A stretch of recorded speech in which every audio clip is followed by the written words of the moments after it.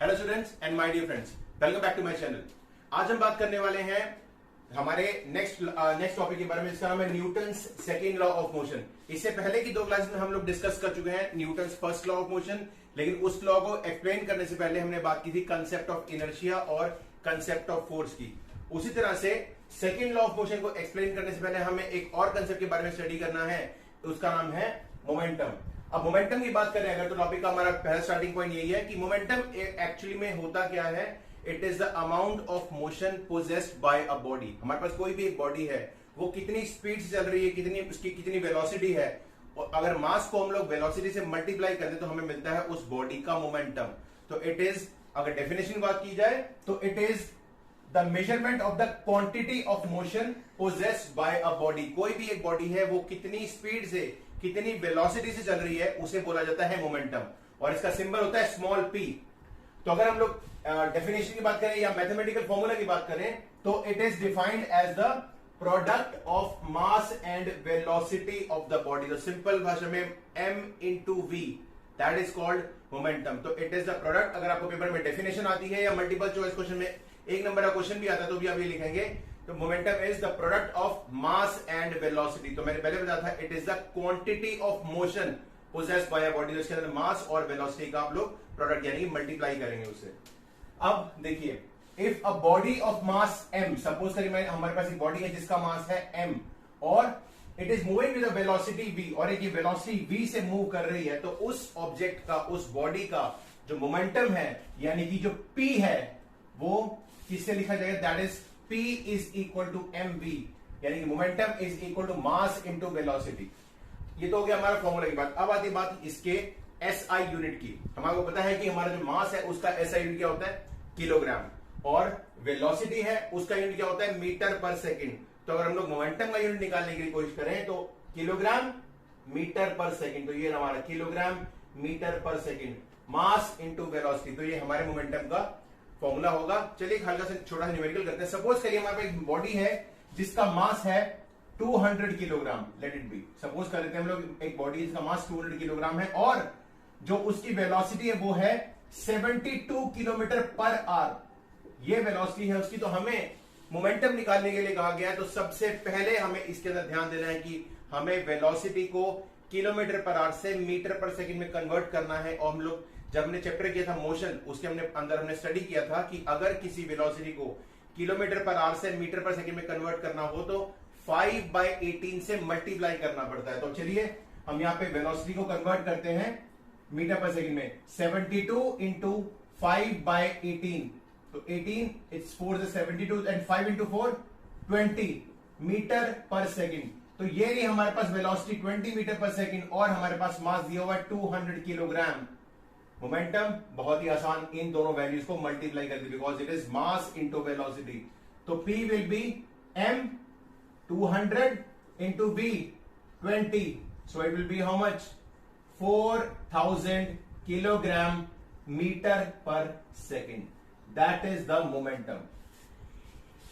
तो I think आपको numerical I think clear हो गया होगा। सिंपल मास और वेलोसिटी को आपको मल्टीप्लाई करना है, लेकिन ध्यान रखिए आपका मास अगर किलोग्राम में है तो वेलोसिटी को आपको किलोमीटर पर आवर की जगह मीटर पर सेकंड में लेना पड़ेगा। तो यहां पे हमने पहले से मीटर पर सेकंड में कन्वर्ट किया 20 मीटर पर सेकंड, और फिर हमने 200 किलोग्राम मास को 20 मीटर पर सेकंड वेलोसिटी से मल्टीप्लाई कर दिया, तो बन गया हमारा 4000 kilogram metre per second. That is the momentum of any body that is having a mass of 200 kilogram and moving with the velocity of 20 metre per second. तो I think ये चीज होगी क्लियर हमारे को। चलिए मोमेंटम अगर concept clear हो गए तो अब हम लोग आराम से जो है Newton second law of motion की तरफ मूव करते हैं कि ये लॉ अगर जनरल बात बताया जाए आपको कि क्या है ये सेकंड लॉ।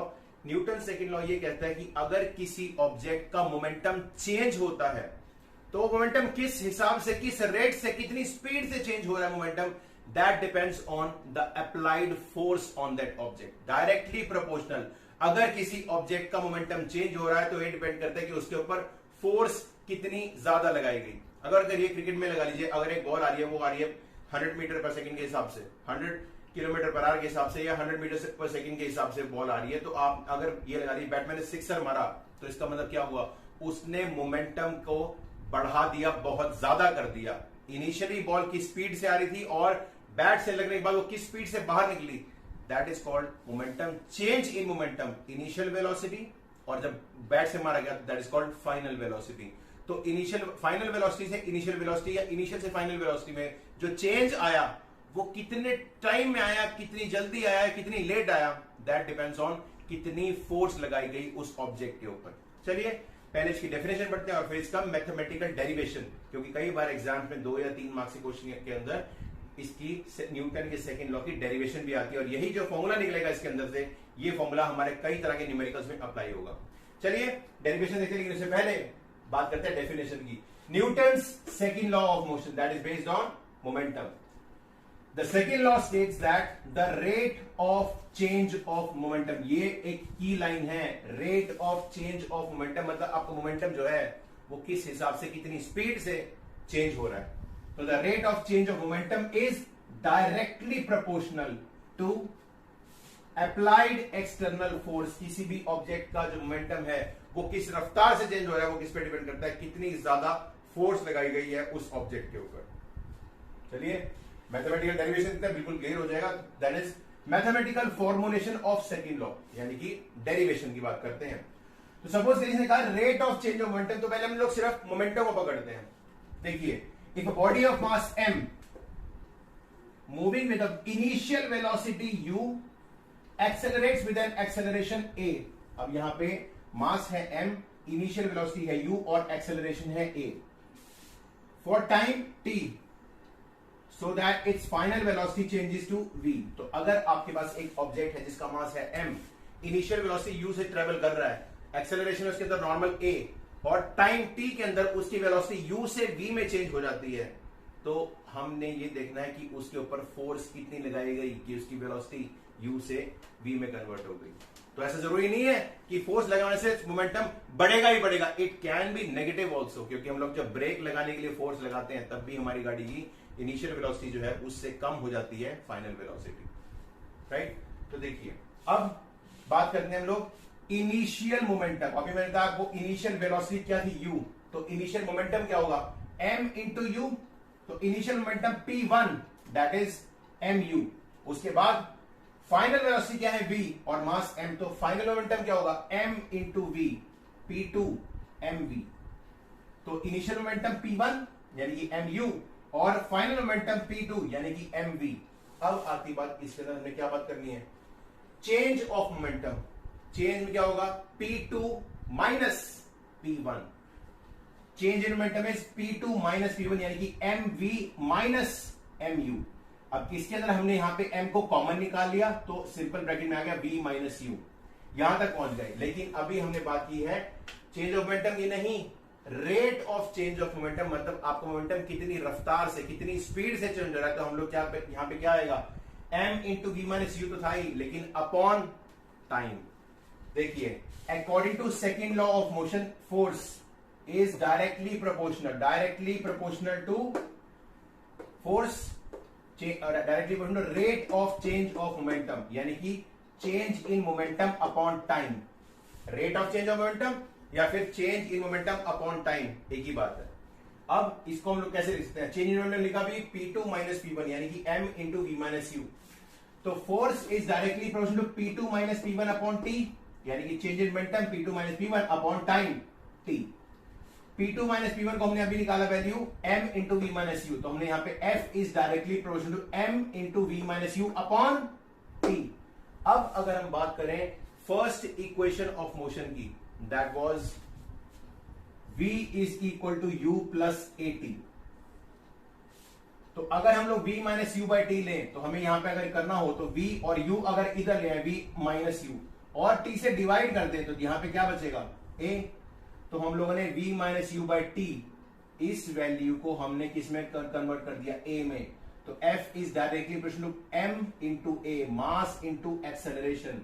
और प्रोपोर्शनलिटी हटाने के लिए हम लोग एक कांस्टेंट लगाएंगे that is called k, constant of proportionality. और अगर हम लोग जनरली क्या होता है हम लोग k की वैल्यू 1 ही रखते हैं because it's a constant, proportionality constant है, तो हम लोग उसकी अपने बाय डिफॉल्ट अपनी कैलकुलेशंस को इजी करने के लिए हम उसकी वैल्यू 1 रखते हैं। तो f is equal to k, अगर 1 है तो f is equal to, if k is 1 then f is equal to ma, mass into acceleration. तो that is the formula of force.